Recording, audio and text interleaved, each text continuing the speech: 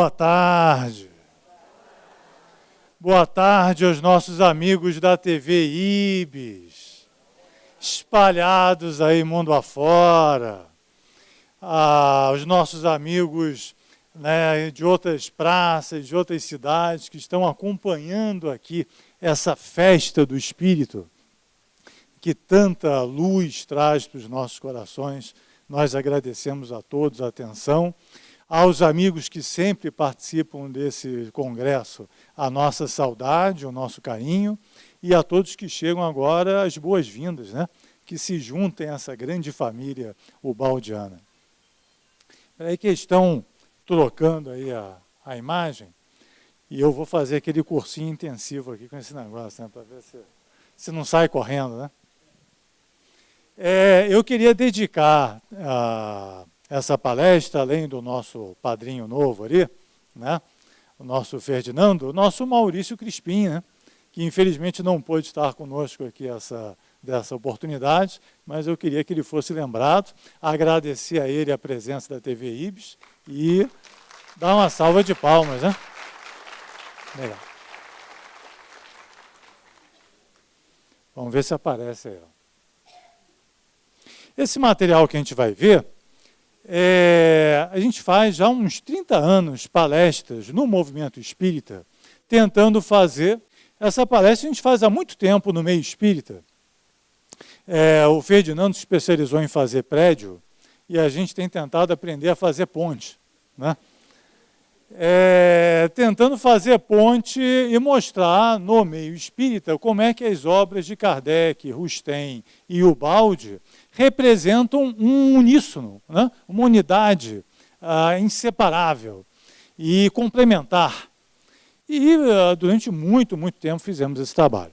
Dessa vez, como houve a sugestão de se fazer o temário desse congresso vertical, em cima do livro Deus e o Universo, e especialmente em torno da ideia da criação, nós achamos que seria curioso trazer para vocês um pouco desse material, de como é feito esse trabalho, até porque nós acreditamos que muitas vezes ele será útil, né, Dayo, em algumas circunstâncias, para esclarecer e mostrar que essas obras são, de fato, complementares, absolutamente alinhadas. Se são do Cristo, só podem falar uma voz, né? Então, as aparentes contradições estão sempre na superfície e uma leitura mais atenta dirime, né, qualquer dúvida e esclarece qualquer objeção. Então, o que a gente vai fazer hoje aqui é um pouco disso, mostrar para vocês como é que uma leitura simplesmente mais atenta de Kardec, principalmente Ubaldi, mas com a grande contribuição da obra de Rustem, que faz a passagem das duas, como é que é possível perceber a integração dessas três obras, assim como acontece também entre as três revelações, né? Já citadas aqui amplamente. As três revelações têm que falar um idioma só. Se o Cristo é o governador planetário, elas não podem se contradizer.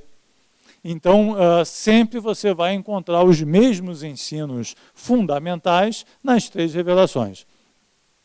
Da mesma forma, a concepção do universalismo, né, que o nosso Anacleto aqui tão bem representa, e trazendo, digamos assim, o ponto de vista europeu para os nossos estudos e considerações. A verdade é universal. Então, ela sempre se manifesta nas diferentes culturas, nos diferentes povos, com diferentes interpretações e traduções adequadas à realidade cultural e de época. Mas ela está sempre presente. Basta ter olhos de ver, basta ter ouvidos de ouvir e um coração aberto para sentir, para poder reconhecer a verdade que há em cada um, né? Então, esse exercício nós precisamos sempre fazer. Acho que teve algum probleminha ali. Então, agora ficou, olha, falaram tanto em espelho aqui, eu queria agradecer a todos os oradores que antes falaram aqui do espelho. Quero dizer que a gente não tem convênio com nenhuma empresa de espelho, não é o caso, mas o título da nossa palestra é esse, o Espelho da Perfeição, ensaio sobre a criação original à luz das obras de Kardec e Rustem e Ubaldi. Sem mais delongas, vamos lá. Vamos avançar. Então, há no meio espírita brasileiro uma certa interpretação, um entendimento equivocado, já podemos antecipar, de que haveria uma pretensa incompatibilidade entre as obras de Kardec e Ubaldi, entre a revelação kardeciana e a ubaldiana.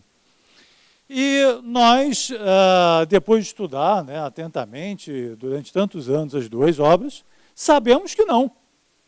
E nos causa profundo desconforto ver essa opinião graçar na forma de uma lenda urbana, quer dizer, sem nenhum fundamento, quando, ao contrário, as duas obras se confirmam e se complementam perfeitamente. Então, durante muito tempo, juntamos referências para ilustrar isso. O próprio Kardec mostra que esses pontos, olha, são os utilizados pelos defensores da separação, né, que o sistema conceptual espírita já estaria completo e não demandaria a colaboração ubaldiana, que a criação do espírito foi simples e ignorante, e que a teoria da queda estaria em contradição com o princípio da não retrogradação do espírito. O próprio Kardec nos ensina que essas contradições, que algumas pessoas julgam reais, são quase sempre mais na superfície do que no fundo mesmo das coisas. E esse é o caso. Nós estávamos falando aqui do universalismo. O universalismo pressupõe um amor no coração para você se abrir e entender o outro. É como se estivesse aprendendo um novo idioma, né? Se você não tiver carinho, não tiver interesse para conhecer o outro, não consegue. Então, todas as obras, inclusive aquelas que nos estão mais próximas, têm que ser lidas com o mesmo carinho, com a mesma abertura de coração. Então, vamos ver como é que isso se resolve. Para nós, essas três obras são pilares da construção ou da reconstrução do nosso psiquismo para o entendimento de verdades mais amplas. A fonte, o ápice é Cristo, e elas não podem se contradizer, ao contrário, toda vez que houver a sensação de desconforto, é fruto do nosso entendimento equivocado. Então, olha só que coisa curiosa, entrando já no primeiro item, né, do sistema conceptual completo. Kardec, no preâmbulo do Evangelho segundo do que é Espiritismo, ele diz que o Espiritismo é uma ciência que trata da natureza, origem e destino dos espíritos, bem como de suas relações com o mundo corpóreo. Então, faz parte do escopo da definição da natureza do Espiritismo tratar da origem dos espíritos. E não poderia ser de outra forma, porque se o Espiritismo não nos explicar de onde nós provimos, e não no sentido mais presente, atual, no sentido da encarnação anterior, mas da nossa verdadeira origem, ele não cumprirá a sua função. Nós estamos há pelo menos 10 mil anos de civilização tentando entender de onde nós viemos. O homem não consegue ser feliz sem saber de onde vem e para onde vai. Não consegue viver e não consegue ter orientação para a própria vida se não conhecer sua origem e seu destino. Anda trôpego, anda como cego e cai toda hora. É o nosso modelo de vida. Nós dependemos essencialmente dessa orientação. E o Espiritismo nos apresenta e nos promete, digamos assim, esse esclarecimento. No entanto, paradoxalmente, Kardec e os próprios espíritos, não foi um comportamento apenas dele, codificador do Espiritismo, mas também dos espíritos que o orientaram, sempre se mostrou cuidadoso e sempre evitou com prudente cuidado essa questão das origens, postergando esse conhecimento para o futuro. Como aqui dizer, olha, é cedo, nós estamos ainda tratando do fundamento, né, ou dos fundamentos dessa nova revelação. Não é a hora, não é apropriado, nós não temos condições ainda de entrar nesse aprofundamento. E repetiu isso à exaustão. Eu não vou entrar aqui nas citações todas, mas são mais de 15 citações sobre esse assunto. O Livro dos Espíritos surge em 1857. Em 1865, portanto, 8 anos depois, Kardec desencarna em 1869, quer dizer, estava há 4 anos de desencarnar. Ele responde na Revista Espírita uma carta dizendo que o espiritismo estava muito lento, que ele não estava tratando das questões filosóficas mais fundamentais, mais essenciais, como, por exemplo, a questão das origens. E ele responde, alguns impacientes acham que a marcha do espiritismo muito lenta para o seu gosto. O meu pai era mineiro, né? Vai ver que o Kardec tinha alguma coisa de mineirinho, né? Devagarinho, devagarinho, se vai ao longe. E porque ainda não resolveu a questão da origem dos seres, do princípio e do fim de todas as coisas, olha só, porque ainda não resolveu a questão da origem dos seres, do princípio e no fim de todas as coisas, estamos lá em agosto de 1865, mês e ano de lançamento do Céu e Inferno. Então, de 1857 até 1865, declarado o próprio Kardec, ele não entrou na questão das origens. Avançamos os anos, chegamos em 1868, em janeiro de 68, lançamento da Gênese, último volume da codificação kardeciana. Kardec desencarna em março de 69, portanto, 1 ano e 3 meses depois. Ele trata da questão da Gênese, tratando muito mais da Gênese física, material do universo, e da Gênese planetária. No capítulo 6, Uranografia Geral, que é baseado principalmente numa mensagem de Galileu, assinada por Camille Flammarion. E, ao longo dessa mensagem, que é longa, né, ocupa boa parte do livro, no item 19, né, o Espírito Comunicante diz: até aqui, porém, temos guardado silêncio sobre o mundo espiritual, acerca do modo da criação dos espíritos. Entretanto, não posso ministrar mais do que um ensino muito restrito. Então, veja que já estava lá em 1868, faltava 1 ano e 3 meses para a desencarnação de Kardec. Os próximos 2 slides que eu vou apresentar têm tudo, 100%, o que esse espírito e, portanto, a obra de Kardec traz sobre a origem dos espíritos. E ele não trata do assunto. Não há sofisma, não há argumento, não há nada que possa alterar essa realidade. Ele não teve a chance de se aprofundar no assunto e não quis entrar no assunto. Olha o que ele diz. Aos que desejem religiosamente conhecer e se mostrem humildes perante Deus, direi, rogando-lhes, todavia, que nenhum sistema prematuro baseie nas minhas palavras, o seguinte: o Espírito falando sobre a criação original. O Espírito não chega a receber a iluminação divina que lhe dá, simultaneamente com o livre-arbítrio e a consciência, a noção de seus altos destinos, sem haver passado pela série divinamente fatal dos seres inferiores, entre os quais se elabora lentamente a obra da sua individualização. Ele aqui está falando da evolução. Está falando do átomo arcanjo, né, que o Afonso acabou de mostrar aqui. Não está falando da origem do Espírito. E acrescenta e completa. De novo peço, não construais sobre as minhas palavras os vossos raciocínios tão tristemente célebres na história da metafísica. Eu preferiria 1000 vezes calar-me sobre tão elevadas questões, tão acima das nossas meditações ordinárias, a vos expor a desnaturar o sentido do meu ensino e a vos lançar, por culpa minha, nos inextricáveis dédalos do deísmo ou do fatalismo. E termina aí. E acabou. Esses 2 parágrafos constituem tudo o que existe na codificação kardeciana sobre a origem do espírito, o que significa nada. Não há, simplesmente não há nenhuma passagem na literatura da codificação kardeciana sobre a origem do espírito. E, no entanto, ele coloca como objetivo da doutrina tratar da origem dos espíritos. Ou seja, só podia ser uma promessa para o futuro. Não era momento, não era ocasião, não havia ainda a teoria da relatividade, não havia o balde, não havia nada, né? Não havia momento, conhecimento, referência para poder entrar nesse assunto. Então, quando se diz que o sistema espírita está completo e que prescinde da contribuição baldiana, é um equívoco, um claro equívoco, porque um sistema filosófico para ser completo, ele necessariamente tem que tratar da cosmogonia e da ontogonia, ou seja, da origem do cosmos e da origem do ser. Se ele não tratar desses dois assuntos, ele não pode ser completo.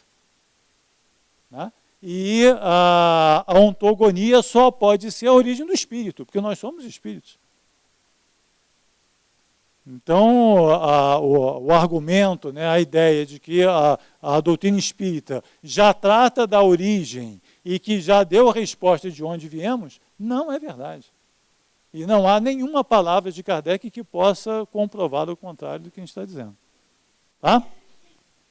Bom, ainda bem que o próprio Kardec, olha, teve esse cuidado. Diz ele, disse a filosofia de Platão, de Descartes, de Leibniz, nunca se poderá dizer a doutrina de Allan Kardec. E isto, felizmente, pois que valor pode ter um nome em assunto de tamanha gravidade. Ou seja, Kardec sempre defendeu a impessoalidade da doutrina. Não pode ser a doutrina de Kardec, tem que ser uma doutrina espírita, dos espíritos, e, portanto, necessariamente evolucionista. Ele não pôde chegar, como Moisés não chegou na Terra Prometida, ele não pôde chegar na origem dos espíritos naquela encarnação. Mas ele traçou a direção, como Moisés o fez, e apontou o caminho que devia ser seguido para que a doutrina espírita chegasse às respostas desejadas. A outra questão é a tal da simplicidade e ignorância, que foi amplamente aqui discutida, né? Todos os oradores anteriores, de alguma forma, né, citaram. A citação principal de Kardec sobre esse tema está aí no quadro, questão 115 do Livro dos Espíritos, que revela que nós fomos criados simples e ignorantes. E eu posso dizer a vocês, se vocês procurarem na Codificação Espírita e na Revista Espírita, vocês vão encontrar mais de 20 citações diferentes, com outras palavras, né, mas com essa mesma ideia de que nós fomos criados simples e ignorantes. Então, quando um companheiro nosso, um irmão nosso, né, estudioso de Kardec, nos afirma na veemência, né, da sua certeza de que Kardec ensina que nós fomos criados simples e ignorantes, eu tenho que concordar com ele. É verdade, Kardec ensina que nós fomos criados simples e ignorantes. E uma vez lá na casa, um irmão nosso que faz estudo, né, ele disse assim, eu me sirvo dessa solução porque ela é mais simples. E realmente ela se popularizou muito pela simplicidade da ideia, né? De uma infância do espírito, simples, ignorante e tal. Essa ideia teve grande acolhimento devido à sua simplicidade. No entanto, também com Kardec, sem inferir nada do que ele ensina, eu posso dizer, não é bem assim. Vamos ver? Olha só o que Kardec diz, olha, em janeiro de 1866, na Revista Espírita. Sem se deter nos diversos sistemas relativos à natureza íntima e à origem da alma, o Espiritismo a considera na espécie humana. Vou repetir. Sem se deter nos diversos sistemas relativos à natureza íntima e à origem da alma, o Espiritismo a considera na espécie humana, como se abstraísse, abrisse mão provisória e temporariamente do que houve antes, para só começar o estudo a partir da condição humana. Como se fosse um recorte didático. Vamos ver outra citação? Opa, puxa, estava indo bem, né? Olha aqui, ó. Em janeiro de 1868, lá na Gênese, né? No volume A Gênese, no item 23. Sem, pois, pesquisarmos a origem do espírito, olha só, presta atenção, sem, pois, pesquisarmos a origem do espírito, sem procurarmos conhecer as fieiras pelas quais haja ele porventura passado, tomamo-lo ao entrar na humanidade, no ponto em que, dotado do senso moral e de livre-arbítrio, começa a pesar a responsabilidade dos seus atos. Ou seja, ele sabia que havia alguma coisa antes, né? As fieiras pelas quais haja ele passado. Ele só não queria entrar naquele momento, porque entendia que não era a hora, não era lugar, não era apropriado. Então, assim, quando se diz que ensinou que era simples e ignorante, precisa lembrar dessas frases. Foi uma solução didática. Vamos ver ainda uma terceira citação no mesmo sentido? Olha só, no item 29, também no mesmo capítulo da Gênesis. Olha só, deixemos então de lado a questão da origem, insolúvel por enquanto. Consideremos o espírito não em seu ponto de partida, mas no momento em que, manifestando-se nele os primeiros germes do livre-arbítrio e do senso moral, o vemos a desempenhar o seu papel humanitário. Não no seu momento de partida.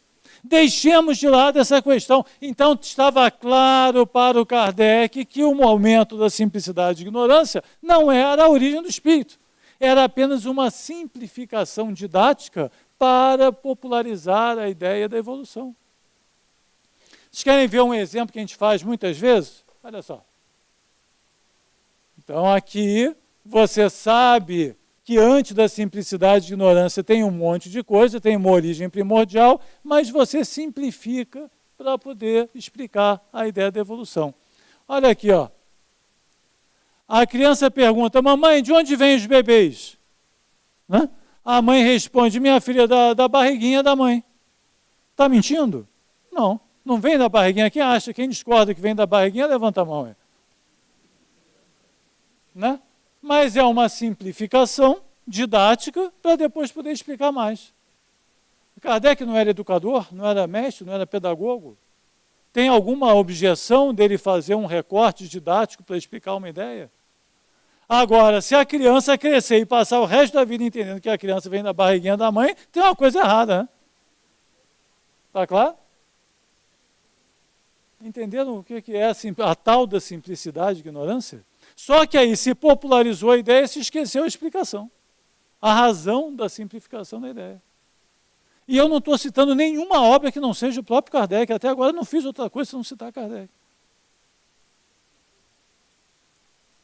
E outra coisa, se Deus criou todos os espíritos simples e ignorantes, o que fazer então dos outros reinos? Será o espiritismo criacionista? Olha só, aqui nos leva.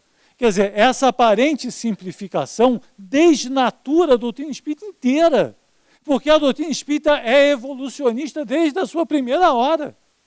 Né? Lembra aqui a questão 540, que foi desenvolvida amplamente pelo Afonso aqui na palestra anterior. Questão 607A, do Livro dos Espíritos, que eu já vou citar aqui, que descreve a evolução. Passando pelos reinos. Então chega aqui uma pessoa de fora, né, um anacleto que não tem conhecimento da doutrina.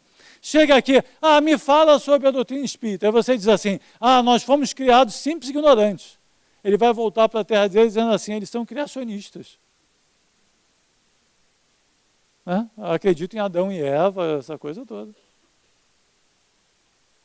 Então a gente tem que tomar um cuidado, né, porque a aparente simplificação pode levar a um desvirtuamento completo do verdadeiro sentido da doutrina. Então, olha, essa citação da questão 540 já foi feita, e a questão 607, peguei duas assim muito rapidamente aqui pelo tempo, né? Já não dissemos que tudo em a natureza se encadeia e tende para a unidade? Nesses seres, cuja totalidade estás longe de conhecer, é que o princípio inteligente se elabora, se individualiza pouco a pouco e se ensaia para a vida, conforme acabamos de dizer. É, de certo modo, um trabalho preparatório, como o da germinação, por efeito do qual o princípio inteligente sofre uma transformação e se torna espírito. É isso que a doutrina espírita ensina, desde a sua primeira hora. Como é que eu vou dizer que fomos criados simples e ignorantes? Esclarecido esse ponto, podemos passar também rapidamente para a obra de Rustem, que confirma, olha só como é que ela faz a transição. Observai como tudo se encadeia na imensa natureza que o Senhor vos faz descortinar. Passando sucessivamente por todos os reinos e por aquelas espécies intermediárias, o espírito, mediante um desenvolvimento gradual e contínuo, ascende da condição de essência espiritual originária de espírito formado, à vida consciente, livre e responsável, à condição de homem. São elos preciosos que tudo ligam. Está aí, a ideia da evolução perfeitamente descrita. Da mesma forma, quando se vos falou do espírito no estado de infância, no estado, por conseguinte, de ignorância e de inocência, questão 190, quando se vos disse que o espírito era criado simples e ignorante, questão 115, tratava-se, está bem visto, da fase de preparação do espírito para entrar na humanidade. Essa explicação, com essa clareza, não tinha lá na codificação kardeciana. Fora inconsequente, então, dar esclarecimento sobre a origem do espírito. Notai que ela foi deixada na obscuridade. Ainda hoje, 1866, seria cedo para desenvolver esse ponto. Só veio a ser desenvolvido em 1951, quase um século depois. Tá? Então, quando alguém disser assim para vocês lá fora, o Espiritismo diz que nós fomos criados simples e ignorantes. Correto. Então as obras de Kardec e Ubaldi se contradizem. Errado. E vocês já sabem que tem na própria codificação kardeciana todo o esclarecimento necessário sobre esse ponto. A questão, aqui o Ubaldi, né? Nas formas de vida, o psiquismo se revela e se exprime. Tudo isso constitui um esforço, uma ascensão dolorosa, do protozoário ao homem, sempre subindo até os mais altos cimos do psiquismo, onde se realiza a gênese do espírito, obra maravilhosa e progressiva em que a divindade, princípio infinito, está sempre presente num ato constante de criação. Criação no sentido de transformação contínua. Né? A questão da retrogradação é mais fácil ainda. Quem está vendo o trem aí andar para frente? Levanta a mão. Quem está vendo para trás? Agora inverte o pensamento. Se você está... Ele muda. Ó. Bacana, né? E tem gente que fica discutindo as coisas. Olha aí como é que é. Tudo é relativo. Aí você vai sair daqui. Eu vi o trem andar para frente. E o outro, eu vi o trem andar para trás, e vão sair brigando daqui, ó. Perceberam como é que as controvérsias são todas pontos de vista?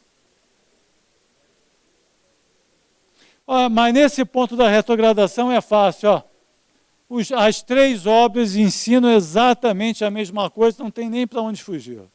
Está claro, não precisa nem gastar um minuto nisso. Então, tanto a obra de Kardec trata da queda planetária, a obra de Rustem trata da queda de Adão, a obra de Ubaldi trata da queda dos anjos, da queda original, e todas ensinam a mesma coisa, que o espírito e a evolução não retrograda. O nosso Maurício Crispim, já aqui citado, no último congresso Rustem, fez uma brilhante palestra sobre os ciclos evolutivos, mostrando como é que funciona essa questão da não retrogradação. Mas vamos lá. Feitos esses esclarecimentos, ainda resta um tempinho para a gente mostrar onde é que essas três obras combinam, né? Quer dizer, como é que elas ensinam, como é que as obras de Kardec e Rustem foram degraus para se chegar à obra de Ubaldi. Então, separei 3 pontos muito rápidos aqui, só para uma provocação criativa para quando vocês chegarem em casa e lá folhear os livros, para poder, então, entender essas questões com mais calma. A primeira da criação original. Nas questões 85 e 86 do Livro dos Espíritos. E no resumo da doutrina espírita, logo na introdução, Kardec e os Espíritos nos ensinam que a criação primeira foi toda espiritual. E que o mundo material, que é o mundo da matéria, que é o mundo da evolução, poderia nunca ter existido, ou mesmo deixar de existir, sem com isso comprometer o mundo primitivo, espiritual, original, que pré-existe e sobrevive a tudo. Antes que a matéria existisse, antes que o universo existisse, antes que a evolução existisse, havia um mundo totalmente espiritual. É isso que a doutrina espírita nos ensina. E um dia toda a evolução vai acabar, a matéria vai acabar, todo o universo vai desaparecer e esse mundo continuará a existir. Nós somos espíritos, nós somos cidadãos de uma sociedade totalmente espiritual. A nossa passagem pela matéria é precária e provisória. É isso que a doutrina espírita nos ensina. Sendo Deus o princípio de todas as coisas, e sendo todo sabedoria, todo bondade, todo justiça, tudo que dele procede há de participar dos seus atributos. E aí vem a tal questão da imagem e semelhança, né? Aqui traduzida de outra forma. Se todo efeito inteligente tem causa inteligente, eu também posso dizer que toda causa inteligente tem efeito inteligente, ou não? Não é verdade? Se Kardec repete exaustão, pode contar lá na codificação, tem dezenas de vezes que ele cita que todo efeito inteligente tem causa inteligente. Então, também posso assumir que toda causa inteligente tem efeito inteligente. que todo efeito é imagem e semelhança da causa de que se origina. Vocês conhecem algum efeito que não seja imagem e semelhança da causa de que se origina? O calor é mais intenso, próximo ao fogo. A luz é mais clara, próxima à lâmpada. A água mais pura, próxima à fonte. Ora, se Deus é espírito, a criação primeira tinha de ser toda necessariamente espiritual. A imagem e semelhança do Pai. Não há notícia de um efeito que não seja a imagem e semelhança da sua causa. Vocês querem ver de uma forma bem simples? Aí vocês podem levar daqui para fora, né? Como é que essa ideia é simples? Olha só. Testa aqui comigo. Filho de cachorro é? Mais alto, gente. O pessoal da TV Ibis tem que ouvir, né? Vamos lá, vamos ensaiar. Filho de cachorro é? Cachorrinho, né?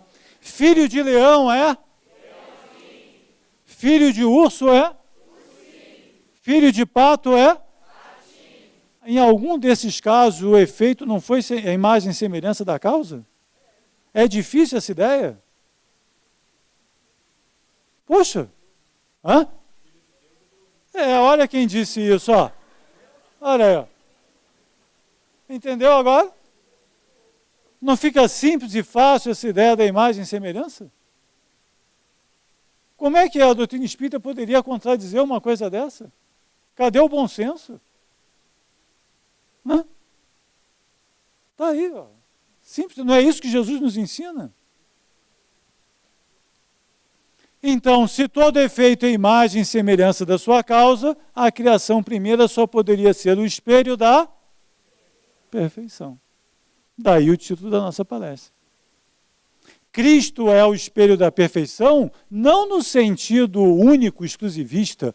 Toda a criação é o espelho da perfeição, porque a criação é o espelho, a imagem e semelhança da perfeição do Criador.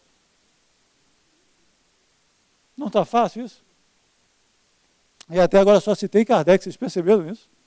Não citei outra obra. Só alguns parênteses, né, para o Stein e o Bob. Então, vamos desenhar. Desenhando eu tenho uma criação original, um mundo espiritual pré-existente ou material, um mundo material que poderia nunca ter existido ou mesmo deixar de existir, e a evolução do átomo ao arcanjo fazendo a ponte das duas coisas. Esse lado aqui, por enquanto, é uma incógnita, né? Não foi citado ainda. Eu só tenho esses três elementos aqui, dispostos. A outra questão é a natureza da matéria.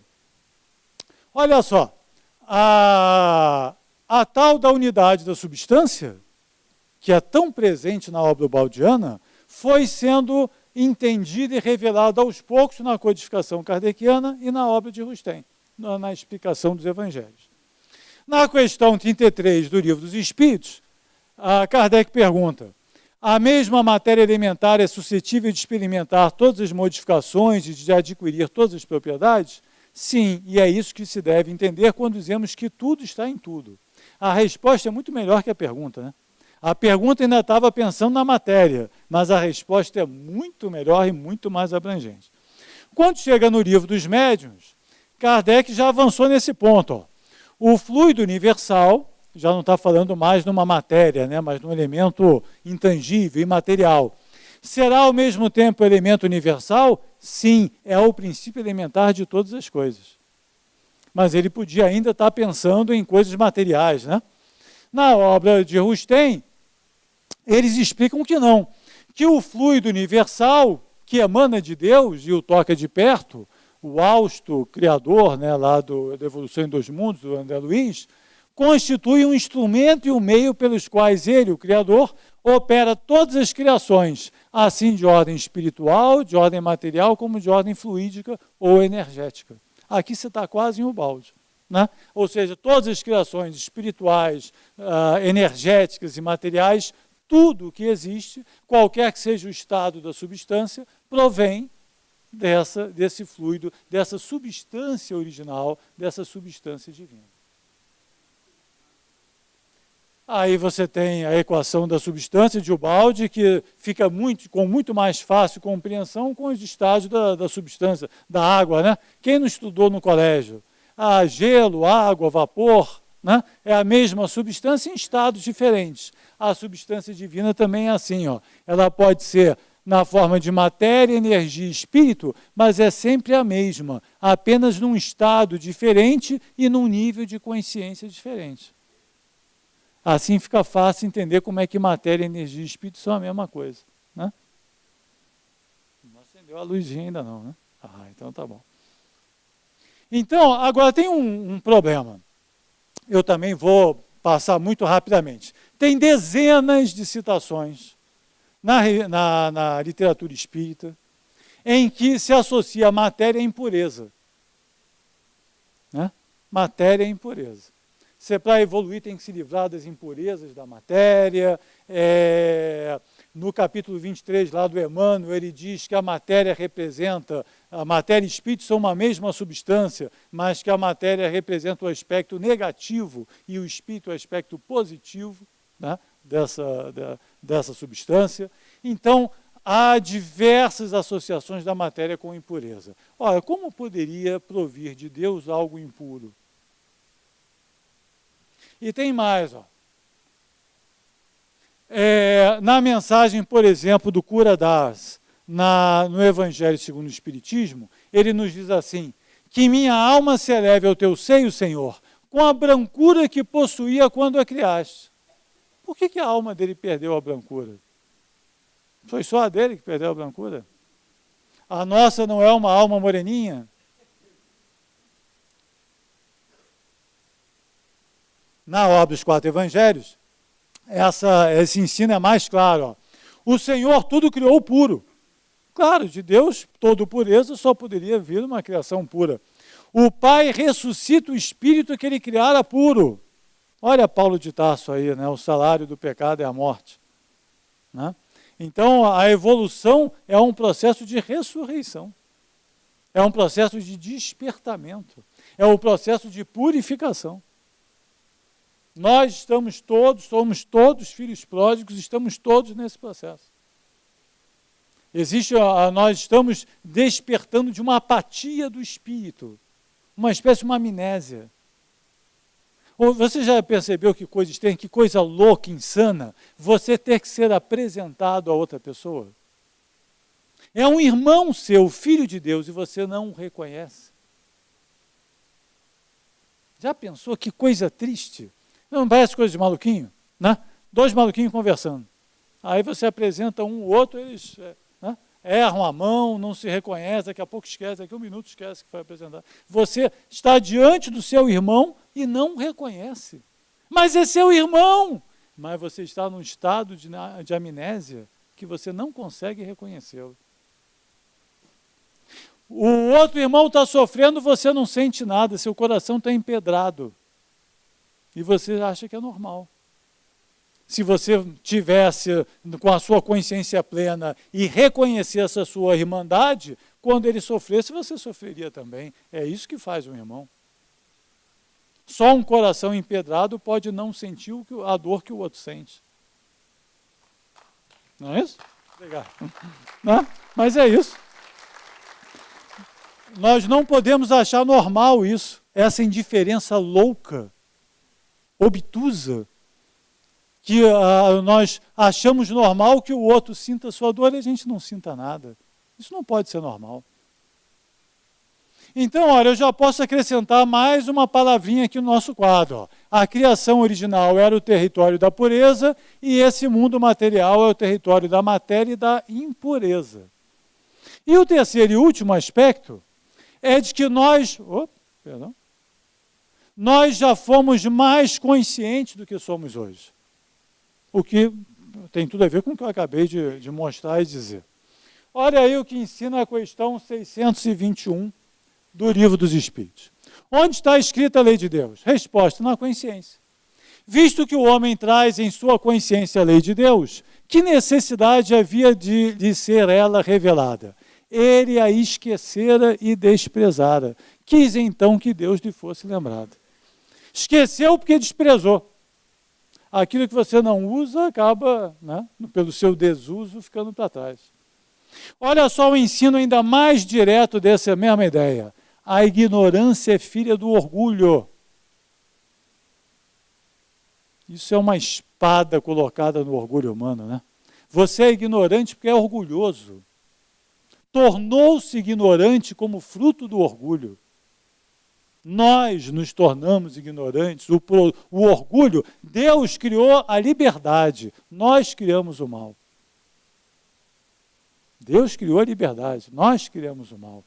Nós criamos o nosso orgulho e somos filhos dele. Somos filhos da perdição porque somos filhos do orgulho. E nos refestelamos nele. A Madre Teresa d'Ávila tinha uma frase que eu sempre repito, que eu achei maravilhosa. Ela diz que o orgulho é como se fosse um veneno que incha. Então, apenas se a venerável Teresa nos permitisse um acréscimo, nós diríamos que, além de inchar, ela também cria alucinações. Porque o sujeito se sente maior do que é e acredita nisso. Né? Ele é crédulo. O orgulhoso não é orgulhoso porque é mau. Ele é crédulo. É que nem aquele espelho de circo, ele se vê cheinho, né, na frente do espelho. Outra vez a ideia do espelho. E ele se acha bonitinho, inchado. E se acha melhor do que os outros. Ele é só louco. Ele só está inchado, delirando de febre. Só que ele não se dá conta. E acha isso normal. E acha que realmente ele é melhor do que os outros. Então essa frase podia ser colocada na frente, em todos os espelhos. Quando você chegar em casa, prepara um adesivo, bota na frente do espelho do banheiro. A ignorância é filha do orgulho. É o primeiro estágio para o despertamento da nossa psique. E tem mais. Deus criou os espíritos livres e responsáveis por seus atos. Não simples e ignorantes, livres e responsáveis. A frase famosa, né? Filo porque quilo. Né? Os mais antigos vão lembrar dela. Filo porque quilo. O motim da criação original não foi inconsciente, senão Deus não seria justo. Se o erro fosse filho da ignorância plena, Deus não seria justo. O erro foi consciente e responsável. Talvez não soubesse tudo, né, toda a dimensão, toda a consequência, mas tinha informação suficiente para decidir. Decidiu porque quis bancar o motim e deu no que deu. Quantas vezes na vida você erra sabendo que está errado? Né? Bom. Então, olha, posso acrescentar aqui diversas palavrinhas, né? Eu já sei que eu estou só em Kardec e Rustem, né? Nem cheguei o balde ainda, perfeito? Então, olha, sem sair da doutrina espírita, eu estou aqui, que a criação original, o nosso mundo espiritual primitivo, era o mundo da pureza, da consciência, da liberdade e da responsabilidade. E que o mundo material, que poderia nunca ter existido, é o território da impureza, da inconsciência, da ignorância e do determinismo, da inconsciência da matéria. A ignorância é filha do orgulho. Para quem reconhece a obra de Ubaldi, se você simplesmente acrescentar as palavras sistema e antissistema, casou certinho. Não precisa fazer mais nada. Né? Aqui no Brasil a gente diz assim, formou. Né? Formou. Então, o mundo original, a criação original, o mundo primitivo seria o sistema, um sistema orgânico, com os filhos de Deus criados, perfeitos no sentido da sua inteireza, mas perfectíveis no sentido de ter que fazer a sua adesão ao sistema altruístico do Pai, um por todos e todos por um, no movimento centrífugo de doação contínua, né? E, de repente, uma parte desses espíritos decide fazer um movimento centrípeto, ou seja, autocentrado. O todo a serviço do eu e não o eu a serviço do todo. O egoísmo é consequência do orgulho. A primeira manifestação foi do orgulho. Eu sou o maior.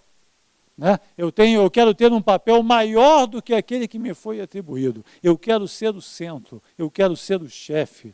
A nossa grande falha foi em torno do poder. Não é à toa que nós enfrentamos todos. Se assim, quer conhecer alguém, dá um pingo de poder para ele. É absoluta verdade. É absoluta verdade. Você quer conhecer o caráter de alguém, dá alguma tarefazinha, liderar o jogo de baralho. Você vai ver já como é que é um pouco dessa pessoa. Ela se transforma. É Dr. Jekyll e Mr. Hyde. Né? Ela se transforma. Ganhou poder, ela começa a revelar a sua origem.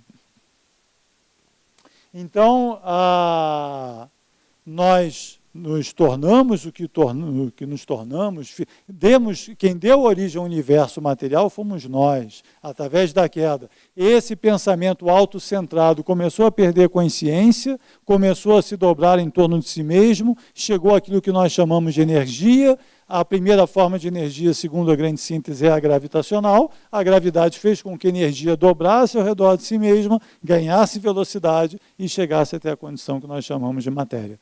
Houve o tal do Big Bang, né, a grande explosão, e começa o processo evolutivo. Né? Então, o arcanjo só nasce do átomo porque o átomo está adormecido no arcanjo. Não na forma de quem está no objeto, adormecido numa cama. É o próprio átomo, é o próprio arcanjo. É apenas a substância vibrando de forma diversa.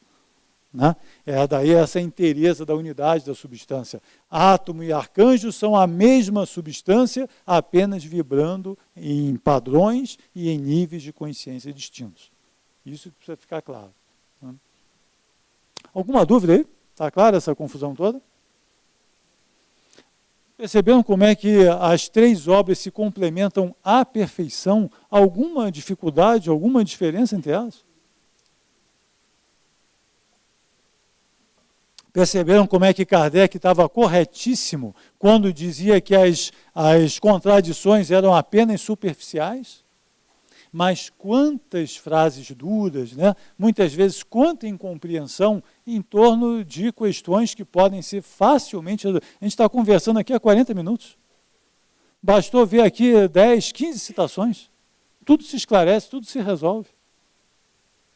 As três obras, né, de Kardec, o Stein e o Balde, toda essa revelação pós-século XIX, que é universal, que extrapola também esse território francês-italiano, franco-italiano. Né? A verdade não é um território franco-italiano, né? Se considerarmos o Balde e Kardec. Né? A verdade é universal, mas também nesse eixo franco-italiano e latino, digamos assim, elas se confirmam, se reforçam reciprocamente. E no tempo que nós estamos vivendo, gente, na dificuldade que nós estamos vivendo, chega de divisão, né? Como é que aqueles que proclamam o amor se tornam arautos da divisão, podem se tornar arautos da divisão? Chega de divisão. Se o nosso amor não for capaz de promover um encontro de ideias, que amor é esse? Como é que a gente pode dizer, não, eu sou universalista, eu tenho carteirinha do setor de universalista? Não pode, né? O universalista não tem carteirinha, não tem divisão. Você vai encontrar a verdade em todos os povos, em todas as... Basta ter olhos de ver e ouvidos de ouvir. Elas todas se confirmam. Você pode pegar qualquer obra, qualquer tradição cultural, se você fizer o mesmo escrutínio, você vai chegar no mesmo resultado. Então, dando nome aos bois, as obras, a grande síntese, é o desenvolvimento da questão 540 do Livro dos Espíritos. Se você colocar essa questão como epígrafe da grande síntese, está perfeito, não precisa mais nada. São 350 páginas desenvolvendo a ideia do átomo arcanjo. Toda a ideia da involução foi desenvolvida a partir dos volumes de Deus, o Universo e o Sistema. Não existe em toda a filosofia humana um compêndio, digamos assim, sobre essa questão igual a esses dois volumes. Pode procurar em qualquer território, qualquer coisa, não tem nada parecido em abrangência, em profundidade, em clareza, em didatismo. Nunca a nossa origem foi tão bem explicada, tão bem apresentada, tão clara quanto nesses 2 volumes. Um dia, talvez no terceiro milênio, em 3017, no Congresso Balde de 3017, com a presença do Ferdinando, né?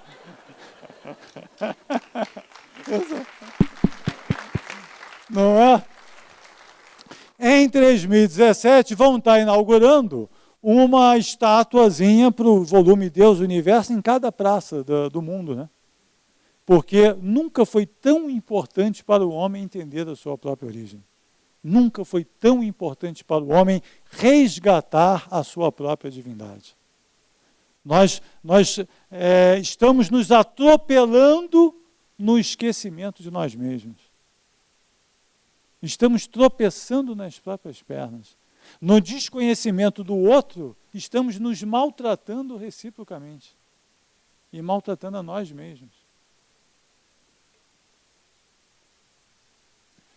A questão da queda de Adão e a tal da simplicidade e ignorância é tratada em Rustem e em Kardec em diversas passagens, mas ela é apenas um capítulo da trajetória evolutiva, depois da condição hominal, da condição animal, quando você começa a fase hominal.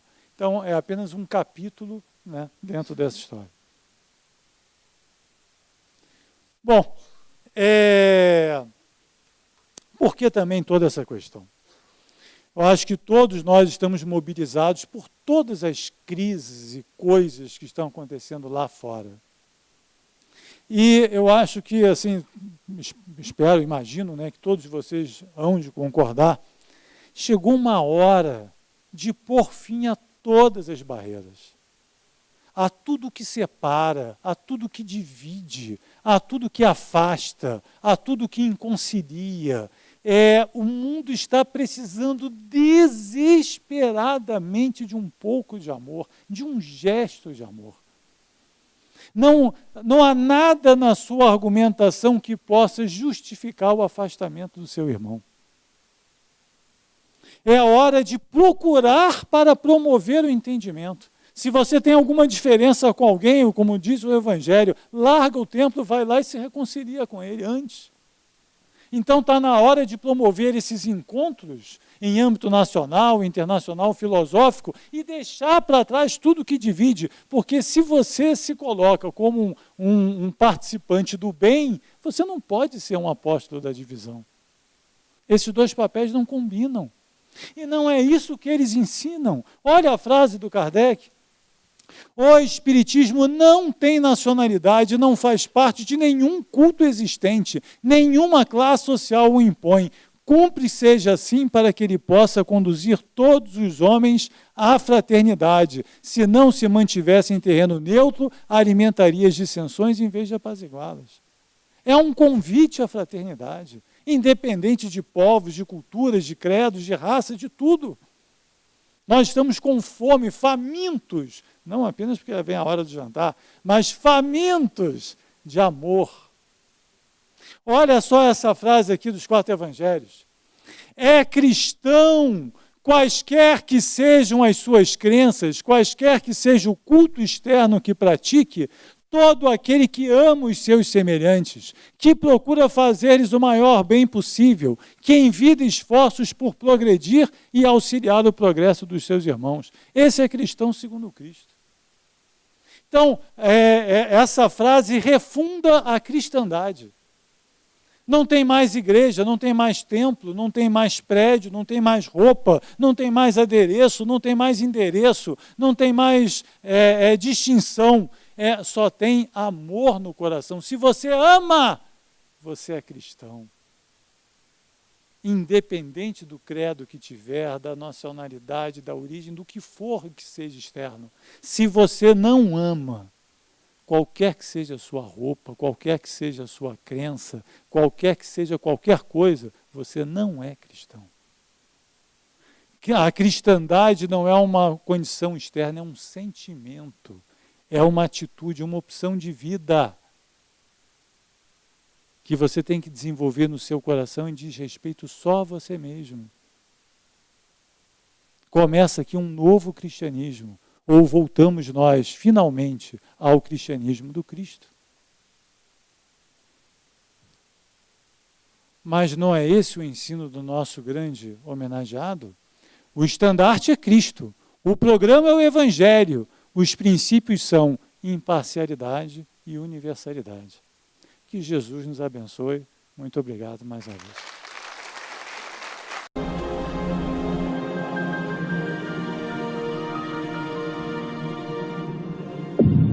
IBS, Instituto Brasileiro de Benemerência e Integração do Ser. www.ibis.org